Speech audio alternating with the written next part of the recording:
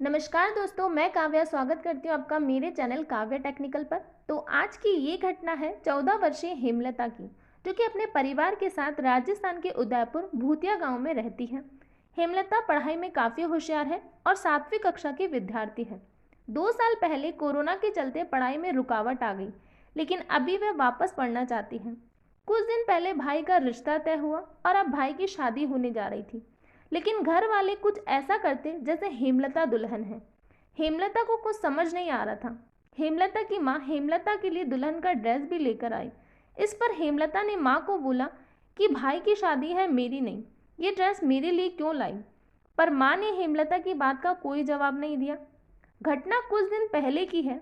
घर में शादी की रस्में शुरू हुई। घर वालों ने हेमलता का घर से बाहर निकलना बंद कर दिया, लेकिन हेमलता को कुछ समझ नहीं आ रहा था।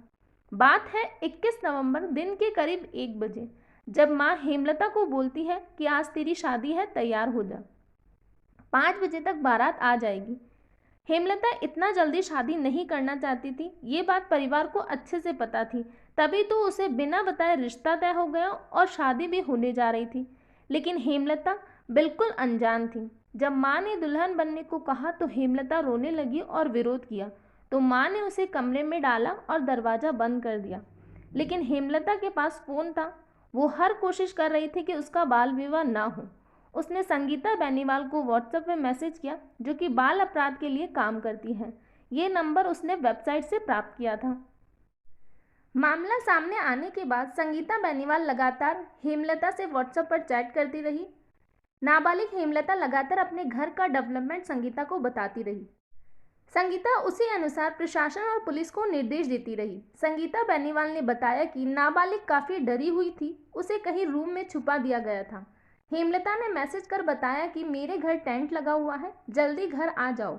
वह बता रही थी कि उसके परिवार के लोग आज शादी कराने की बात कर रहे हैं।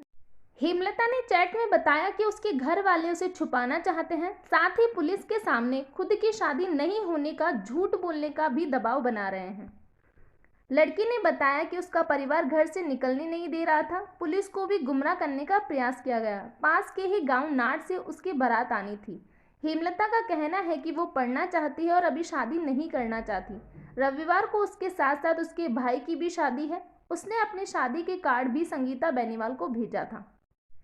इस पर संगीता बेनीवाल ने मामले में संज्ञान लेते हुए उदयपुर कलेक्टर सहित तमाम अधिकारियों को पाबंद किया। पुलिस और प्रशासनिक अधिकारी मौके पर पहुंचे और लड़की का विवाह रुकवाया। उसके बाद CWC की मदद से लड़की की काउंसलिंग करा।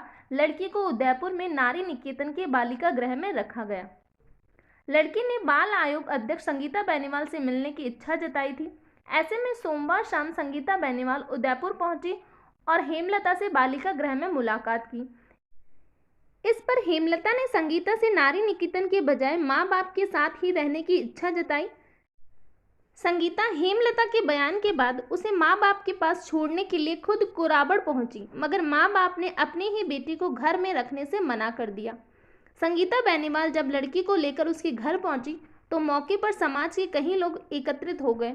संगीता की काफ़ी समझाइश के बावजूद भी घर और समाज के लोग नहीं माने। सभी पहले हेमलता से सार्वजनिक माफ़ी मंगवाने पर अड़े रहे। 14 साल की बच्ची ने माफ़ी भी मांगी, मगर घर वालों का दिल नहीं पसीजा। माँ बाप ने अपनी ही लड़की को घर में रखने से मना कर दिया। घर वालों ने बोला कि इसे यहाँ रखा तो बदनामी होगी, समाज बाहर कर देगा। इस दौरान समाज के लोगों ने ये तक कहा कि हमारे तो यहाँ इसी उम्र में शादी होती है, ये पहली बार थोड़ी हुआ है।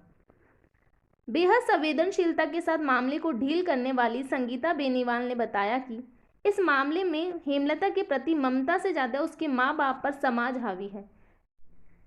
हेमलता की मां को हेमलता से शिकायत है कि वह पढ़ाई करती है, घर का काम नहीं करती। समझाइश के बावजूद परिवार नहीं मानने पर लड़की को वापस उदयपुर बालिका गृह लाया गया है। उसे हम अच्छी शिक्षा मुहैया कराएंगे। कुछ दिन देखते हैं, अगर लड़की के परिवार के लोग उसे लेने आते हैं तो ठीक है, अन्यथा बाल संरक्षण आयोग बच्चे की पूरी जिम्मेदारी उठाएगा। तो ये थी पूरी घटना हेमलता की। तो आपके हिसाब से इस पूरी घटना में गलती किसकी थी? हेमलता की, जो कि बाल विवाह नहीं करना चाहती थी, या फिर समाज की कुरीतियों की, या फिर हेमलता के परिवार की? तो प्लीज़ कमेंट बॉक्स में बताइए। अगर आपको वीडियो अच्छा लगा तो लाइक कीजिए, शेयर कीजिए और चैनल को सब्सक्राइब जरूर कीजिए। तो आज के लिए इतना ही। Thank you.